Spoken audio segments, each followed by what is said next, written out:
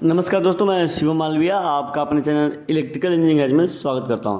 दोस्तों, हमारे आज के वीडियो का टॉपिक होने वाला है कि इंडक्शन मोटर का बिना लोड के पावर फैक्टर बहुत ज़्यादा कम क्यों होता है। फ्रेंड्स, ये तो हम सभी जानते हैं कि हमारा जो इंडक्शन मोटर होता है उसका पावर फैक्टर लो होता है क्योंकि ये इंडक्टिव लोड है, और इंडक्टिव लोड है इसलिए ये रिएक्टिव पावर का सोर्स से डिमांड करेगा, और जहाँ पे हमारा रिएक्टिव पावर का डिमांड बढ़ेगा वहाँ पे हमारा पावर फैक्टर जो है लो हो जाता है। बट फ्रेंड्स, यही यदि हम बात करें कि इंडक्शन मोटर पे हम बिना किसी लोड के, नो लोड कंडीशन में अगर इंडक्शन मोटर को रन करते हैं तो उसका पावर फैक्टर और भी ज़्यादा बहुत कम हो जाता है, क्योंकि इसका जो पावर फैक्टर बिना लोड के 0.2 से 0.3 के आसपास पहुंच जाता है हमारा इंडक्शन मोटर का। फ्रेंड्स, जो हमारा पावर फैक्टर होता है फ्रेंड्स 0 से 1 के बीच में होता है। फ्रेंड्स, जितना भी ज़्यादा हो सकता है हम पावर फैक्टर को 1 के करीब ले जाने की कोशिश करते हैं। 0.8, 0.9 या 0.95 ये सब जो है हमारा एक अच्छा पावर फैक्टर माना जाता है। मतलब हमारा जो पावर फैक्टर है 1 के जितना ज़्यादा करीब जाएगा उतना ही अच्छा पावर फैक्टर माना जाएगा। फ्रेंड्स, यदि हमसे कहा जाता है कि पावर फैक्टर बहुत लो है, बहुत ख़राब है, तो फ्रेंड्स इसका मतलब क्या? तो फ्रेंड्स, अगर पावर फैक्टर ख़राब है इसका मतलब ये होता है कि हमारा जो सोर्स है, सॉरी जो लोड है हमारा, वो सोर्स से ज़्यादा रिएक्टिव पावर डिमांड कर रहा है और जो हमारा उसमें एक्टिव पावर है वो कम है।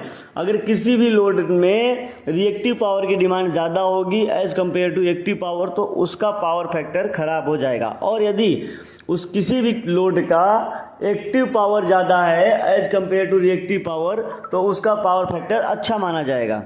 और फ्रेंड्स, हम बात करते हैं कि हमारा पावर फैक्टर को इम्प्रूव करने का क्या मेथड है, पावर फैक्टर को इम्प्रूव कैसे करते हैं। फ्रेंड्स, पावर फैक्टर को इम्प्रूव करने का 3 मेथड होता है। पहला तरीका है स्टैटिक कैपेसिटर, दूसरा तरीका है हमारा सिंक्रोनस कंडेंसर, और तीसरा एंड लास्ट है हमारा फेस एडवांसर।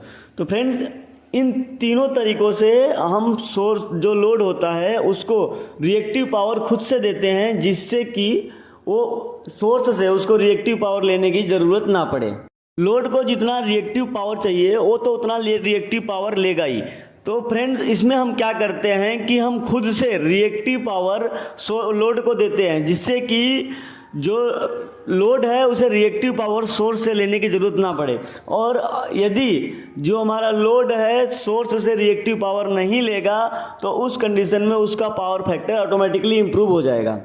अगर बात करें तो फ्रेंड्स, लोड हमारा जो पावर फैक्टर है ये भी बता रहा होता है कि हमारा जो लोड है एक्टिव पावर की डिमांड कितना कर रहा है और रिएक्टिव पावर की भी डिमांड कितना कर रहा है। मतलब अगर हमारा अच्छा पावर फैक्टर आ रहा है तो जो हमारा लोड है रिएक्टिव पावर कम डिमांड कर रहा है as compare to active power. अगर खराब पावर फैक्टर है तो हमारा रिएक्टिव पावर ज़्यादा डिमांड कर रहा है as compare to active power. Friends, अब हम आज के अपने मेन टॉपिक पे आते हैं कि हमारा जो इंडक्शन मोटर होता है नो लोड कंडीशन में उसका पावर फैक्टर इतना लो क्यों होता है। तो फ्रेंड्स, अब हम इसको प्रैक्टिकली समझेंगे कि हमारा जो इंडक्शन मोटर होता है उसका नो लोड कंडीशन में पावर फैक्टर इतना लो क्यों होता है। फ्रेंड्स, जो हमारी इंडक्शन मोटर होती है हम उसके स्टेटर वाइंडिंग में करंट फ्लो करा रहे होते हैं। हम इंडक्शन मोटर के स्टेटर वाइंडिंग को एक्साइटेड करा रहे होते हैं, बट रोटर के कंडक्टर में हम कोई करंट फ्लो नहीं करा रहे होते हैं। रोटर के अंदर इंडक्शन की वजह से करंट इंड्यूस होता है। ये जो स्टार्टर है उसके अंदर से जब हम करंट फ्लो करा रहे होते हैं तो मैग्नेटिक फील्ड जो क्रिएट होता है, इस मैग्नेटिक फील्ड की वजह से रोटर के कंडक्टर होता है उसके अंदर करंट फ्लो होना स्टार्ट होता है। फिर इसके बाद जो है हमारा जो रोटर का मैग्नेटिक कंडक्टर होता है वो भी मैग्नेटिक फील्ड क्रिएट करना स्टार्ट कर देता है। फ्रेंड्स, यदि कभी भी आपको मैग्नेटिक फील्ड क्रिएट करना है तो वहाँ पे रिएक्टिव पावर का डिमांड होता है, वहाँ पे रिएक्टिव पावर का डिमांड बढ़ जाता है। ये जो सारा रिएक्टिव पावर का डिमांड है ये कहाँ से पूरा होगा? तो जो हमारा स्टेटर वाइंडिंग जो करंट खींच रहा है उसकी से हमारा जो है रोटर हो गया स्टेटर हो गया, दोनों का जो रिएक्टिव पावर का डिमांड पूरा होगा वो हमारे स्टेटर वाइंडिंग में जो हमने करंट सप्लाई दे रखा है सोर्स से उसके थ्रू ही पूरा होगा। फ्रेंड्स, जैसा कि आपने देखा कि नो लोड कंडीशन में हमारा रिएक्टिव पावर का डिमांड बहुत ज़्यादा है, जबकि हमारा एक्टिव पावर जो है उसका डिमांड बिल्कुल जीरो है, क्योंकि हमारा उसके ऊपर कोई लोड नहीं है। तो फ्रेंड्स, जैसे जैसे हम इंडक्शन मोटर के ऊपर लोड डालते जाएंगे वैसे वैसे हमारा एक्टिव लोड बढ़ता जाएगा। तो हमारा जो रिएक्टिव पावर है वो तो फिक्स होता रहेगा, लेकिन जो हमारा टोटल पावर है उसमें हमारा एक्टिव पावर की जो कम डिमांड है वो बढ़ती जाएगी जैसे जैसे हमारा लोड बढ़ेगा।